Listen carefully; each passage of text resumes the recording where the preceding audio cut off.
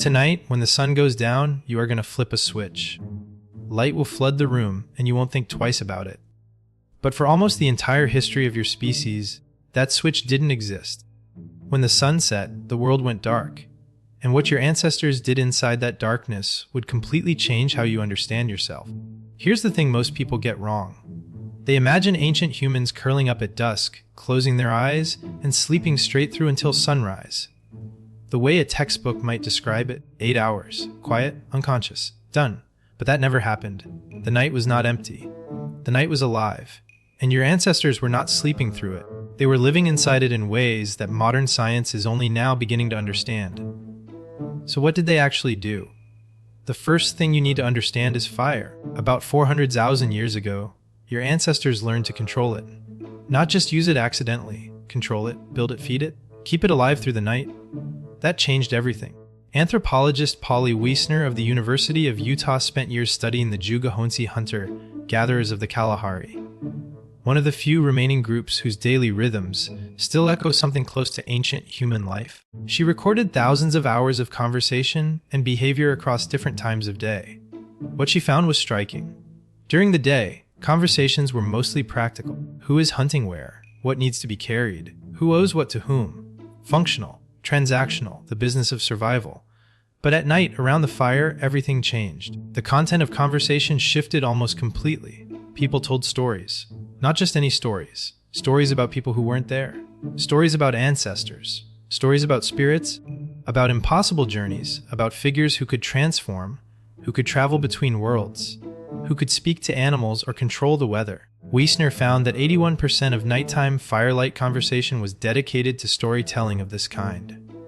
Your ancestors didn't just survive the night. They invented the human imagination inside it. Think about what fire actually gave them beyond warmth and light. It extended the social day. For the first time in the history of your species, the usable hours were not determined by the sun. You could gather after dark. You could speak when the predators were quiet and the children were drowsy.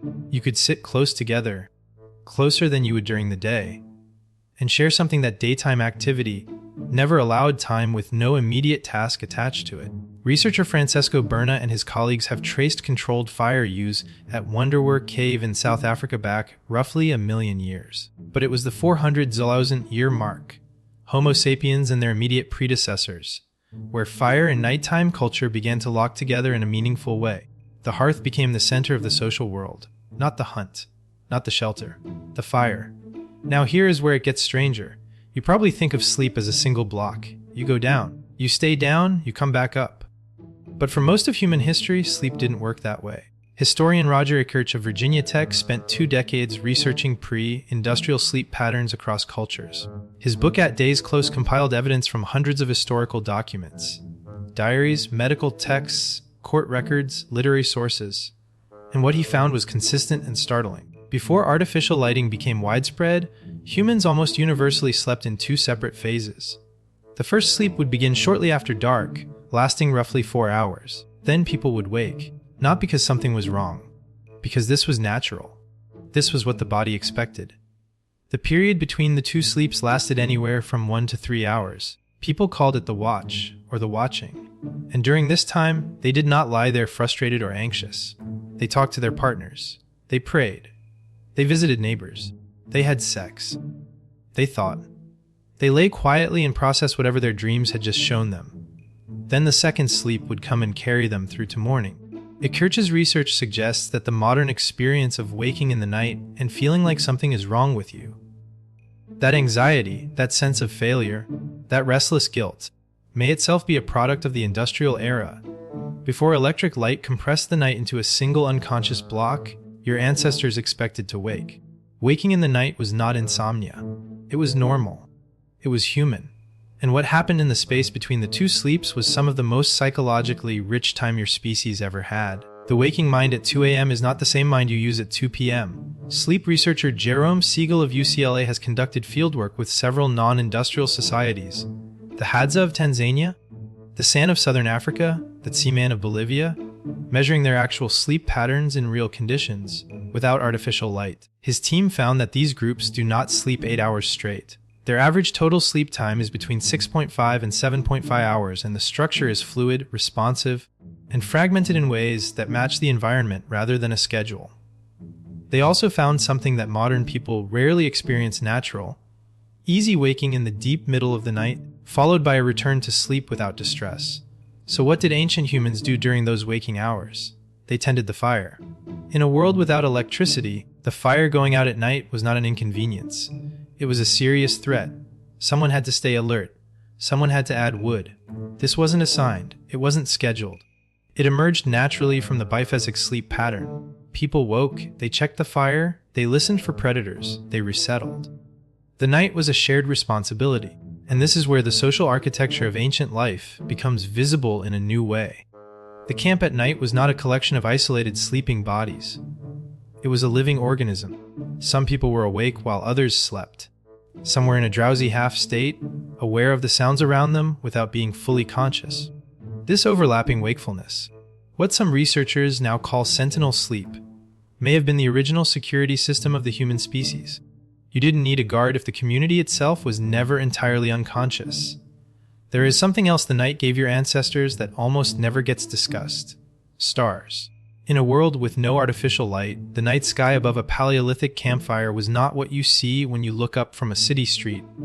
It was a blazing, structured map. The Milky Way would have been vivid. Individual stars would have had names long before writing existed to record them. Constellations would have been navigation tools, seasonal calendars, and characters in the stories told around the fire. Archaeologist Dwayne Hamaker has spent years documenting indigenous astronomical traditions and found that many cultures have star-based knowledge systems stretching back thousands of years. Knowledge of planetary movement, eclipses, and seasonal markers embedded in oral tradition and encoded in the very stories that were told, night after night, around fires just like the ones your ancestors kept burning. The night was a classroom. The sky was the curriculum. Your ancestors used the dark hours to transmit everything they knew about where they were, what season was coming, which animals were about to appear, and what the world expected of them. The stories told at night were not entertainment. They were the library. And here is the part that comes back around to you. When you lie awake at 2 a.m. with a brain that won't stop, you are not broken. You are operating on ancient hardware in a modern world that no longer accommodates it. Your body is waiting for the second sleep. Your mind is searching for the firelight conversation that never comes.